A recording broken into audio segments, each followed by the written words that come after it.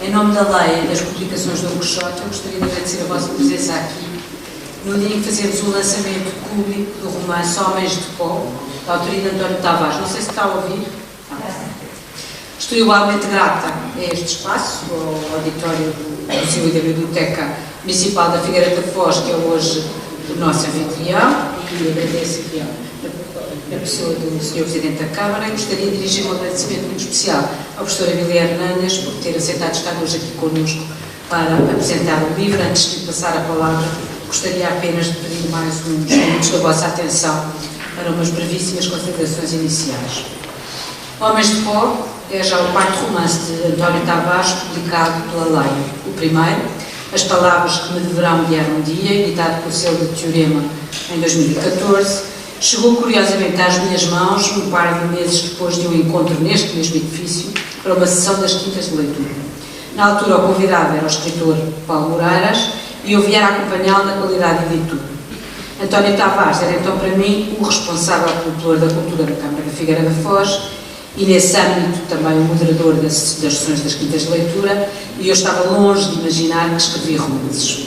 Mas pouco depois o título que referi foi anunciado como finalista do Prémio Leia e pela sua qualidade recomendado para publicação, cabendo-me a mim dá-lo à estampa. O mais engraçado é que, na vez seguinte que vinha à Figueira da Foz para mais uma quinta de leitura, desta feita com 4 vencedores desse Prémio Leia, e foi de novo nestas instalações que a sessão decorreu, desconhecíamos todos que o moderador, António Tavares, claro, seria, nesse mesmo ano, o vencedor do Prémio Leia, com o romance O Coro dos Defuntos, fazendo jus ao ditado que quem confia sempre alcança. É por isso um grande contentamento para mim regressar hoje a este espaço para apresentar o seu mais recente romance, Homens de Pó, considerando que ele se tem apresentado bastante auspicioso, quer para mim, quer para o leitor. Mas falei dos romances anteriores também por outra razão. É que, embora com argumentos, contextos e focos bastante variados, toda a produção romanesca de António Tavares está, de certa forma, unida por afinidades, não apenas em relação ao estilo, que seria desejável e até normal num autor que já conquistou a sua voz no panorama literário nacional, mas também em termos da estrutura, propriamente dita, das temáticas e até do período histórico escolhido. Estes 4 romances decorrem numa linha temporal que vem do Estado Novo até pouco depois de 25 de abril de 74, e mesmo que de maneira não evidente, todos eles refletem sobre a política em vigor no momento da ação e os seus efeitos na vida das várias personagens, seja nas ex-colónias, como no livro de estreia, seja no Portugal salazarista e depois no Portugal europeu. Passam-se igualmente os 4 num espaço circunscrito, mesmo quando é ao ar livre. O meio pequeno do bairro de Moçantes, em As Palavras que me deverão guiar um dia, a aldeia isolada do interior, em O Coro dos Defuntos, a redação de um jornal em Todos os Dias Morrem Deuses e, por fim, o anti-oásis, que é a estrada que vai sendo construída ao longo de um verão, nas páginas deste Homens de Pó. Outra curiosa circunstância na ficção de António Tavares é a opção por um protagonista que nem sempre tem força suficiente em relação às outras personagens para se distinguir, dando-se assim relevo ao grupo em detrimento do indivíduo. E neste último romance, o conjunto de Homens de Pó, operários socialmente invisíveis num Portugal caótico e em mudança acelerada, equivale ao coletivo da aldeia do premiado O Coro dos Defuntos e funciona, mais uma vez, como uma espécie de vox populi que acaba por superar qualquer intervenção individual, incluindo a do narrador na primeira pessoa. Por último, é possível descobrir o nome ou a função de alguém que salta de um livro para o outro na obra do António, ou pelo menos parece estar num romance para evocar alguém de todos os seus romances, como é o caso do Homem dos Explosivos, por exemplo, ou de Luísa, presença que assume protagonismo no primeiro livro e que aqui em Homens de Pó existe apenas na voz de quem dela se perdeu e perde notícias aos que chegam. Mas não me cabe falar do romance, sob o risco de atropelar o discurso do nosso orador convidado. Filo apenas brevemente para dizer que a obra de António Tavares se vai efetivamente tornando a cada novo título um corpus coerente e que este Homens de Pó que hoje lançamos e que atravessa o ano de 75 e o seu verão incrivelmente quente até desembocar no 25 de novembro, é mais um ladrilho para juntar ao mosaico que o autor se dispôs a compor, para relatar alguns episódios fundamentais da história portuguesa recente e sobre os quais se tem, infelizmente, escrito pouco na literatura portuguesa. Felicito, pois, o António Tavares por mais este romance, desejando-lhe o maior sucesso. Renovo os agradecimentos a todos os presentes e passo desde já a palavra ao professor Adílio Hernandes, que nos dirá realmente o essencial sobre a escrita. Obrigada.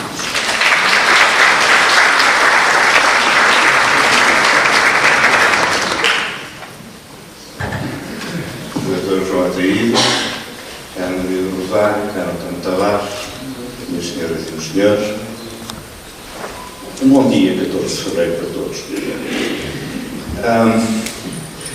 De que forma é que Homens de Pó, António Tavares, me interpelou? E é a partir desta pergunta que eu fiz a mim mesmo que alinhavei alguma reflexão para o qual peço a vossa benevolência durante os minutos que vos vou ocupar. Essa reflexão está em 4 pontos. Eu digo já 4 pontos, quando eu disser este é o quarto, saberão que é o último e ficarão mais tranquilos. O primeiro ponto introdutório é sobre o ato de escrever. Num poeta, em concreto, em Ramo Rosa, descobri que se escreve, e cito, para que algo aconteça sem acrescentar nada ao mundo. Que se escreve para saber onde começa o mundo, onde se encontra o corpo e quando chegaremos. E num outro autor, também poeta e ensaísta, Blanchot, aprendi que escrever começa com um olhar concreto, o de Orfeu, que é o movimento do desejo que finta o destino e a inquietação do canto, e que nesse gesto atinge a origem e consagra o canto. Para tanto, ainda em Blanchot, foi necessário a Orfeu o poder da arte, ou seja, só se escreve se atingir esse instante que apenas pode alcançar-se através do espaço aberto pelo próprio movimento da escrita. Pois bem, é com um olhar que a escrita de Homens de Pó começa. E esse olhar é justamente o olhar de Orfeu, com uma diferença em relação ao mito grego. Este Orfeu, que foge igualmente do inferno, mas o da guerra, não olha para trás, porque tal gesto seria fatal, não para outra, mas para si mesmo. A sombra que persegue este Orfeu, o de António Tavares, não é a de Eurípides, é a sombra da morte. Por isso, perseguido pela força da metralha, pela fúria da metralha, este Orfeu, foge sem olhar para trás, porque, olhando, morre-se. Dirá ele mais tarde, quando se transformar no narrador de si mesmo e da sua própria história. Fugir é não sentir nenhuma outra dor, senão a do medo, a do peso da morte. É levar o medo às costas, como a mochila, diz ele. Na escrita de António Tavares, é assim que se sente a morte, como um peso que se carrega às costas, por detrás da nuca, o ponto mais frágil do nosso corpo. Já em O Coro dos Defuntos, diz ela que muitas vezes a morte se sentava nas costas da avó, fazendo-a perder a batalha de trazer mais algum desajeitado ao mundo. O protagonista de Homens de Pó teve mais sorte. Conseguiu fintar o destino e livrar-se da mochila em sequência. Este é também o desafio de António Tavares. Tentar fintar o destino da página em branco na solidão absoluta do ato de escrever, enquanto exigência de uma reflexão que sempre incide em simultâneo sobre a impossibilidade de escrever sobre a própria ferida, isto é, de escrever a ferida que toda a escrita abre. Esta foi a primeira nota, passo para a segunda nota. A segunda nota incide sobre a ficção, a realidade e o real. Juntamente com O Coro dos Defuntos, Homens de Pó forma um conjunto transficcional, um díptico, em que uma mesma entidade, mais do que uma, mas como referi-me em concreto, uma mesma entidade com existência real, figura na condição de personagem em ambos os romances. Refiro-me não a outras personagens ficcionais, mas refiro-me em concreto a Portugal, representado em dois momentos distintos da sua história contemporânea. Primeiro, na aldeia perdida, nos confins da beira interior, no Corpo dos Defuntos, em tempo de agonia da ditadura. Depois, pelo troço de estrada construído a norte, perto de Espinho, pelos homens de pó, durante a euforia do Breck. Microcosmos de um só país, a aldeia e a estrada, aquele estaleiro que eles chamaram de estadeirado, são parte constituinte, portanto, do mesmo mundo ficcional. Dir-me-ão, não há nada de novo no uso desta fronteira porosa entre que separa ou liga a ficção e a realidade. Ela existe em toda a sua porosidade na maior parte dos romances que contêm elementos não ficcionais. E nem seria preciso lembrar a Lisboa do Oeste, os Açores do Nemésio, a Gafeira e o Alentejo de Cardoso Pires, ou, noutras latitudes, a Londres de Conan Doyle e de Virginia Woolf, a Dublin de Joyce ou a Veneza de Thomas Mann. Mas não é disso exatamente que eu falo. A inserção de lugares, pessoas e acontecimentos reais na narrativa ficcional coloca-os no mesmo plano ontológico dos elementos que são entendidos como puramente ficcionais. Isto é, funcionam como eles. A aldeia da Cova da Beira, em O Corpo dos Defuntos, não é exatamente a aldeia real, por muito semelhante que seja a uma aldeia real.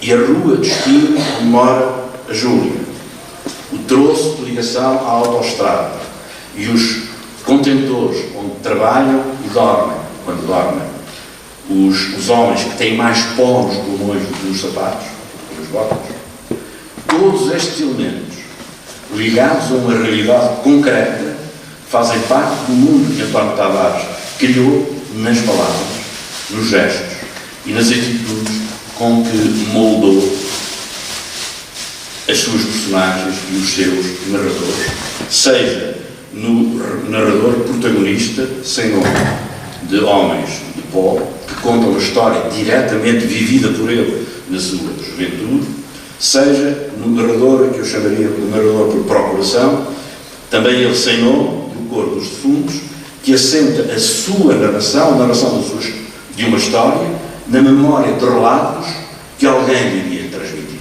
Exato. Homens de Pó e o romance anterior não são, pois, simples agregados de enunciados ficcionais e referenciais, digamos. São teias de relações que se vão entretecendo numa contaminação de todos os seus elementos, ficcionais e referenciais. Subsistem, naturalmente, diferenças. Eis algumas. Salazar e Caetano, Vasco Gonçalves e Otelo não são exatamente aquelas figuras reais que fazem parte da história contemporânea, tal como Isabel do Carmo, que recorda o narrador de Homens em Pó, pregava em celebração armada, não é exatamente a minha amiga Isabel do Carmo, ativista política e médica nutricionista. São os seus duplicados ficcionais, olhados, amados ou odiados pelas personagens que vivem na escrita de António Tavares. E o Portugal dos dois romances é muito mais do que um cenário, é muito mais do que um pano de fundo. A presença textual de Portugal, podemos chamar de Portugal, tem a força de um corpo vivo, cuja história se vai fazendo com as mesmas dores e alegrias, os mesmos sonhos e pesadelos, as mesmas vitórias e fracassos das gentes da aldeia perdida na beira e dos trabalhadores perdidos num troço de estrada. Portugal torna-se, com António Tavares, um nome tão nome de gente como o Quimeras, que criava francos, o Tristão da Venda, a Chinchona, os irmãos Josarca, o Bombazinho, a Júlia, o Patex ou o Adepto das Mãos Grandes. Só podia ser guarda-redes, porque tinha as mãos grandes, claro. São estes fios que António Tavares entretece de forma exemplar. Não estamos, pois, perante dois mundos completamente antagónicos. O Portugal de um lado, cá fora, e as personagens lá dentro. Não estamos perante dois mundos separados por fronteiras ontologicamente inultrapassáveis ou intransponíveis. Somos, sim, confrontados com um mundo múltiplo, intensamente rico, construído exclusivamente pela palavra, em que coexistem o Manuel Rato e Salazar, o Bombazinho e Otelo, os homens de pó de Stalingrado e os trabalhadores de todos os taleiros de Portugal, do Portugal saído da ilusão do Império, o Portugal à beira da Guerra Civil, confuso, contraditório, forte e frágil, entre as chamas do inferno e a loucura colorida de um ciclo. É caso para dizer, para repetir, Portugal, se fosse só 3 sílabas de plástico, era mais barato, poderia exclamar o Anil da sua feira cabisbaixa. Reconhecendo nos dois romances a existência de um mundo ficcional comum, interrogar-se-á, porventura, o leitor de Homens de Pó sobre o que estaria a fazer o Bombazinho ainda em Angola, quando o Augusto e o Labroar fizeram explodir o calhau sagrado, onde, diziam na aldeia, o Manuel Rato, perseverante leitor de Spinoza, tinha entrado, literalmente entrado, pela pedra dentro, e ali ficar refugiado durante uns tempos. É muito provável que não. Mas há uma possibilidade de ainda fazer. Isto, se o António Tavares escrever outro romance em que crie esta relação ficcional. Mas isso será ele a decidir. O que eu quero dizer, neste segundo ponto, é que há um valor de verdade na ficção de António Tavares. Não há uma verdade, há um valor de verdade. E é esse valor de verdade que reconhecemos na caracterização de personagens em cujos olhos há, deixem-me citar vagamente e a despropósito do poema de Maria do Rosário, há paisagens agrestes no olhar destes homens. No relato dos acontecimentos fictícios que constituem a história narrada e na articulação dessa história com a história do período mais intenso e mais contraditório, mais perturbador, provavelmente também mais fascinante do Portugal contemporâneo. Por outras palavras, há na ficção, na ficcionalização do Portugal do PREC, um valor de verdade que o escritor consegue transmitir ao leitor e prendê-lo à leitura de uma escrita estruturalmente simples, cronológica, e prendê-lo e formalmente elaborada numa linguagem de grande riqueza vocabular que absorve as falas, diria, dançantes e vadias dos angolanos fugidos da guerra, tal como em Corpos de Fundos absorver a linguagem agreste da teoria. É assim que funciona, aliás, a arte da ficção. É assim que funciona a arte do romancista, António Tavares. E vou passar ao terceiro ponto, que é já o último. Este terceiro ponto eu chamei a necessidade do outro. Do protagonista de Homens de Pó, o que sabemos? O que sabemos? Pouco. Não tem nome, já sabemos. Mas sabemos que é mestiço. E só se diz isso para 2 vezes ao longo do livro. E a primeira vez já é livro entrado. Embora eu me tivesse interrogado, mas depois tenho essa resposta. Sabemos que é mestiço. E ser mestiço é provavelmente o traço mais relevante do narrador, do protagonista, perdão. O narrador também, porque é o mesmo mais velho. O traço mais relevante para compreender a personagem, que é jovem. A personagem, o protagonista é jovem, o narrador, não sabemos que idade tem mais uns anos. Que é jovem, certamente o mais jovem dos trabalhadores de Stalingrado, e que está em processo de aprendizagem. Da guerra, do medo, da camaradagem, do amor, da incerteza, do futuro, do mundo.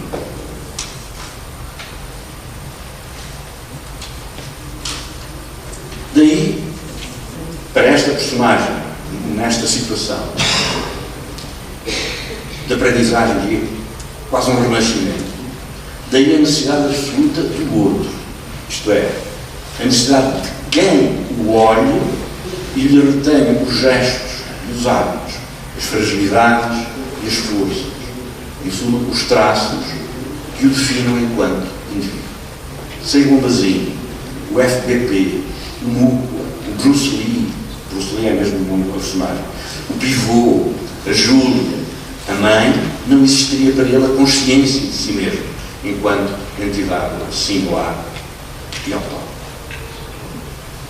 Como qualquer indivíduo, ficcional ou real, ele, o protagonista, o jovem protagonista, não existiria sem o outro, porque ninguém possui um território interior absoluto e externo, nenhum de nós também possui. E por isso, todos estamos, ficcionais ou reais, todos estamos inteiramente e sempre no limite. Todos estamos sempre no limite. No limite, isto é, na fronteira entre nós mesmos e o outro. Às vezes, infelizmente, no mundo real, erguem-se fronteiras e muros que nos separam do outro. São fronteiras miseráveis. É nessa fronteira, portanto, peço desculpa por este parênteses, não é? É nessa fronteira nasce essa fronteira entre nós e o outro, que deve ser porosa. É nessa fronteira que se encontra o narrador enquanto jovem, fugido da guerra com a mochila da morte às costas, para aterrar naquilo que podemos chamar a arrecadação dos despojos do império. E que no olhar do outro lê os sinais da formação da sua própria consciência enquanto indivíduo, ao mesmo tempo que constrói a sua fala, porque ninguém se constrói sem uma fala, ao mesmo tempo que constrói a sua fala nessas falas outras, que não são neutras, pois são elas que definem a sua condição de mestiço, de estranho, de estrangeiro mesmo, no país do Império desmoronado, a sua condição de viajante do mundo e viajante de si mesmo. Farei mais uma citação, que já não faço há muito tempo. Em carta a Eduardo Prado Coelho, Maria Gabriela, quando só escreveu o seguinte: desde sempre me tenho norteado no princípio de que o texto precisa encontrar não o leitor abstrato, mas o leitor real, que não o tome ao texto por ficção, nem por verdade, mas por caminho transitado. E o que me interessa aqui é justamente esta expressão, o texto como caminho transitado. E o caminho transitado, acrescento eu, é o chão de pedras rolantes, que são as palavras, onde respiramos sentidos, sabendo que nunca os poderemos domar. É o mesmo caminho, este chão transitado, que António Tavares percorre para escrever aquilo que poderíamos designar como o relatório de uma errância. Digo uma errância, não digo uma viagem. Porque a viagem pressupõe um destino, um fim, a errância não. É por isso que leio, com a liberdade que toda a escrita me permite, que o António Tavares me permitirá também, que leio o episódio do circo, no último capítulo, não como um fim da viagem, mas como um encontro ou um reencontro provisório, quem sabe se não imaginável, que ocorre no dia em que em Portugal é eleito um homem que nunca ri, mas está longe de se parecer com o Passaquito. No dia em que a lágrima compungidamente derramada em Fátima e a animação esfuziante do circo, entre uma senhora vestida de azul e branco em cima de uma azinheira e uma mulher em malho branco e chapéu de cowboy, pernas e braços abertos a uma roleta giratória, onde se cravam as facas lançadas por um homem trajado de Buffalo Bill. É aqui, neste dia, é neste momento, que o jovem protagonista faz uma escolha. Escolhe a mãe, isto é, escolhe a mulher do filho. O jovem merece a possibilidade desta escolha de uma escolha. A Júlia, que está com ele, merece. O Bombazinho e o FDP que estão lá, também merece. E o país precisa desta celebração como de pão para a boca. Ou seja, a celebração que é uma celebração ao mesmo tempo do kitsch, do direito à festa, à loucura sadia e ao sonho sem pecado nem remorsos após um longo e desgastante pesadelo. O circo, para mim, aqui já não é a metáfora do livro. O circo aqui é mesmo, literalmente, o lugar da alegria, da libertação e do prazer. Neste momento. Cheguei, para o vosso sossego, à última reflexão, ao último ponto. Ponto 4, breve nota sobre, comecei pelo lado de escrever, acabo com uma breve, brevíssima nota sobre o ato de ler.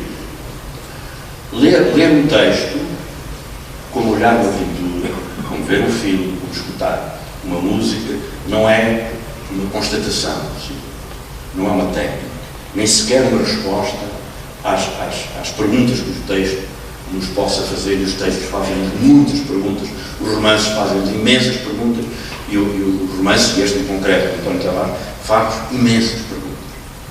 Mas o ler não é responder a essas perguntas, é construir uma relação com o texto. Uma outra forma de não só o interrogarmos, não escolhemos, o interrogarmos também, mas de nos interrogarmos com ele, com o próprio texto. Os livros, e em particular, em especial os romances, têm mundos dentro de si. Mundos que são criados para nós, naturalmente. E por isso, estes livros querem ser lidos como um mundo. Isto é, ler um livro como um mundo é aceitar essa condição e viver esse mundo como se fosse o nosso, de um modo físico, tangível. E o bom romance é isso, consegue isso. Mas há livros que, além de quererem ser lidos como mundos, querem também ser lidos como livros, isto é, como escrita. Se ler um livro como mundo é ser sensível aos sentidos libertados pelos gestos, pelas palavras e pelas informações que nele circulam, ler um livro como livro é ter em conta que aquele mundo só existe porque a linguagem o criou. Um mundo que, sendo verdadeiro, não é o real. É que o real está então, e agora não é isso. Mas que interpreta o estado da nossa relação com o mundo. Portanto, esse livro que quer ser lido como escrita é um livro que só existe porque a linguagem o criou.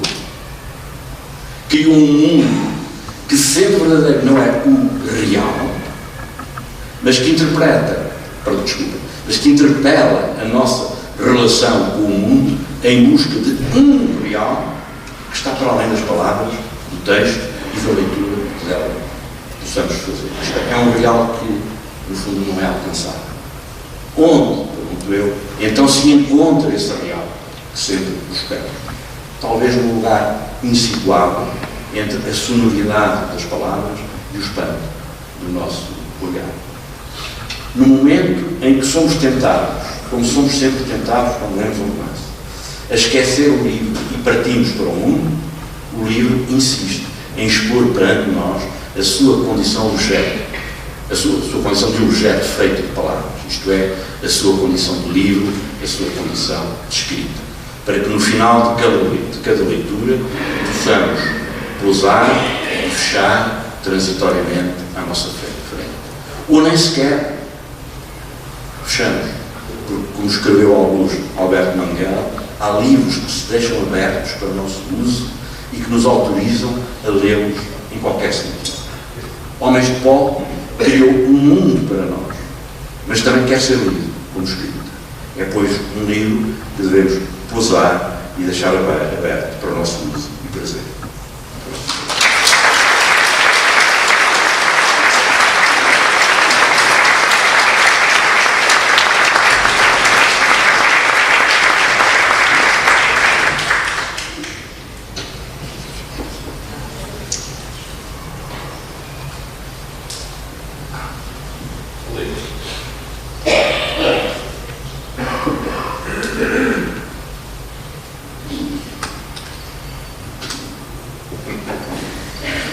Se calhar este é mais confortável, Sr. Presidente, tem razão. Bom, antes de mais, cumpre-me fazer os agradecimentos da praxe. E os agradecimentos aqui são importantes porque são agradecimentos sentidos. E, em primeiro lugar, agradecer-vos a todos que aqui estão, a todos e a cada um de vós que aqui estão, que aqui vieram hoje neste fim de tarde. Certamente alguns perderam o jogo do Benfica, mas paciência. Mas agradecer-vos do fundo do coração a vossa presença. Muito obrigado por aqui estarem comigo neste momento, que é naturalmente um momento importante da minha vida de escritor, digamos. Claro que tenho que agradecer à Câmara o facto de estar neste espaço, em particular ao Sr. Presidente, que me deu esta honra e este prazer de estar aqui comigo, ao meu lado, em cima deste palco, neste auditório, onde estivemos tantas vezes, noutras circunstâncias e para outros fins, mas que agora estamos mais irmanados, porque estamos aqui na posição não tanto de vereador e presidente, mas de escritor e leitor. Ele é o meu leitor, confesso. Já tinham percebido. Agradecer à minha editora, à minha querida editora, Maria do Rosário Pedreira, que tem estado ao meu lado ao longo desta minha infância literária, destes 5 anos, mais ou menos, e que nunca me abandonou e que está lá sempre que é necessário, de forma pronta e de forma solidária e fraterna e paciente, para me ir expurgando das minhas poucas virtudes de escritor. Se valor tem a minha escrita, em boa parte o devo à bússola que é e que tem sido a Maria do Rosário Pedreira. Muito obrigado, querida Maria do Rosário. E naturalmente agradecer também ao professor Guilherme Hernandes, a quem lancei esta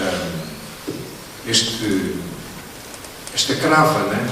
de vir aqui hoje, não só estar cá, não só partilhar este momento comigo e convosco, mas também de fazer mais qualquer coisa, que é esta missão e este serviço de falar sobre o livro e de o interpretar de uma determinada forma, que é a sua, e de partilhar connosco essa forma de ver e de ler esta obra. Confesso, professor, e agradeço desde já também, perante todas estas testemunhas, agradeço a sua disponibilidade e a sua boa vontade e amizade em aqui ter vindo à Figueira da Foz e, sobretudo, agradeço-te porque se há um momento em que, às vezes isso sente-se, acaba por haver uma altura em que sentimos que aquelas pessoas que pusemos nos livros, que pomos nos livros, neste caso que pomos nos romances e que são ficção, parece que quando começamos a falar delas, nos esquecemos disso e já estamos a falar de pessoas reais. E este foi o momento em que eu senti que estávamos a falar de pessoas que, existindo apenas numa obra literária, parece que já saltaram da obra e que já estavam aqui no meio de nós, porque o professor deu-lhe essa dimensão humana, essa dimensão quase carnal, não é? Quem deu foi o António, filho. Eu devo dizer-vos que estas coisas são muito interessantes, às vezes por questões marginais. A literatura, o ato da escrita, o ato de estar com as pessoas, com os leitores, de partilhar, no fundo, a visão do autor e a visão do leitor, de cruzar essas leituras.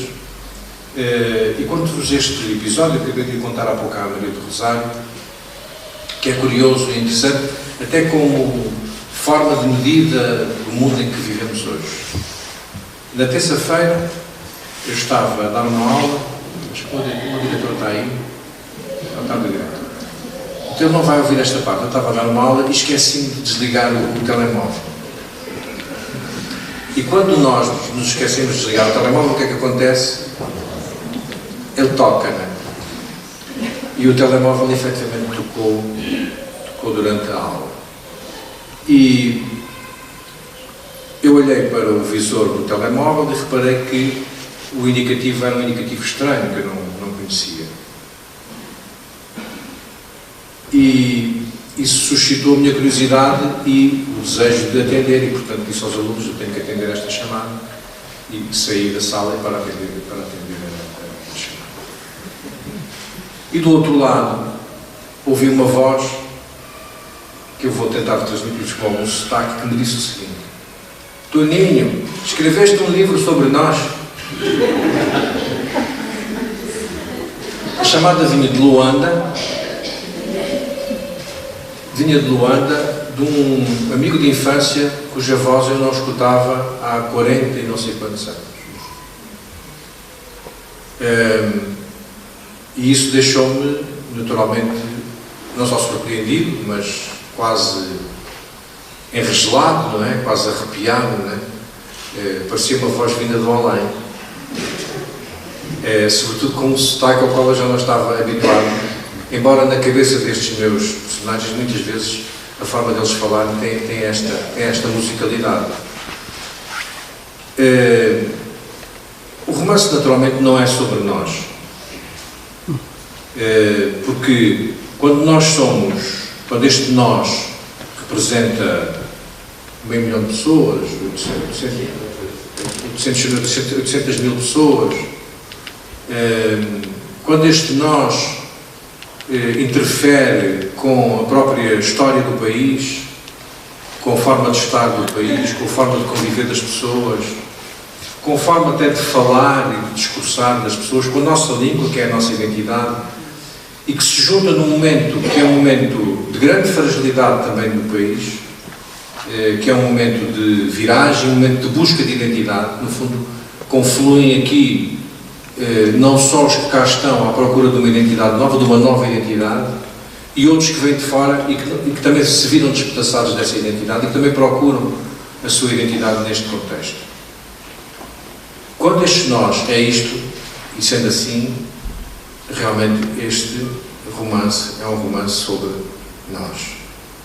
E nesse momento, ao pensar isso, eu pensei: o Jaime tem razão, o Toninho escreveu um romance sobre nós. A escrita é um ato solitário, naturalmente, disse o professor Abílio Hernandes. Mas sabemos que o é. Nós fechamos-nos para o mundo e abrimos a janela de um mundo de ficção e de um mundo de sonho. E emergimos nesse mundo. E quando o fazemos, estamos a pôr de parte aquilo que poderíamos estar a viver e que não estamos. Não é? Estamos a viver necessariamente outra coisa qualquer. Eu lembro-me sempre do Manuel do Manuel Alberto Valente, que aqui na biblioteca, numa sessão das quintas de leitura, que veio como poeta, quando a edição da sua poesia reunida, teve dito uma coisa que nunca mais me esquecerei, que é: sempre que o convidavam para um jantar e ele tinha na cabeça um poema para escrever, o mais importante não era escrever esse poema, o mais importante era ir jantar com os amigos.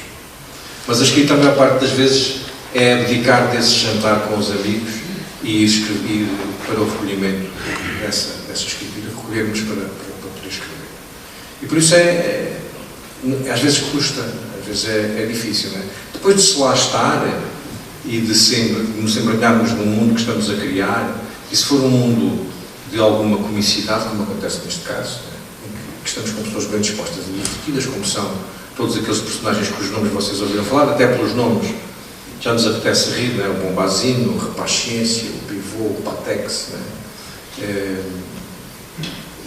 O Patex, numa dada altura do romance, e não nos vem mais do que isto, numa dada altura do romance, apaixona-se por uma senhora, não é? E há um amigo que diz: Patex, agora estás mais colado do que nunca.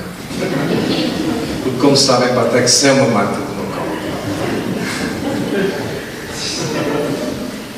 E, portanto, são estes momentos em que nós nos reencontramos com os amigos e estamos que, não sendo um livro do nosso mundo, é também um livro do nosso mundo, do vosso mundo também. E, portanto, esta partilha é uma partilha que é necessária e, sendo iniciática do lançamento de um livro, é necessária não só para o autor, mas também para os seus leitores, neste caso, para todos vós, meus queridos amigos que aqui hoje vieram. E era isto que eu vos queria dizer. Muito obrigado por terem vindo, muito obrigado, Sr. Presidente, obrigado, Sr. Empresário, obrigado, Sr. Professor, e depois estarei à vossa disposição, se quiserem que muito humildemente vos ponha um autógrafo. Muito obrigado.